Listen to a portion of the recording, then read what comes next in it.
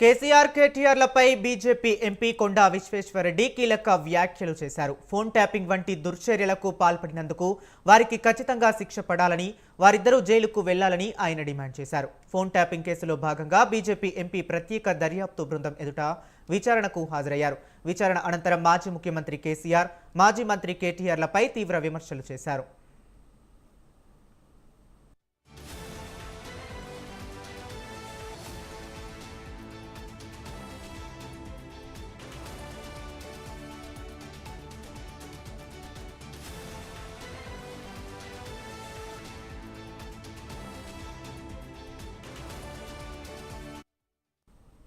భవిష్యత్తులో ఇలాంటి phone tapping ఘటనలు పునరావృతం కాకుండా ఉండాలంటే కేసీఆర్, కేటీఆర్లకు కఠిన శిక్ష విధించాలని విశ్వేశ్వరరెడ్డి అభిప్రాయపడ్డారు.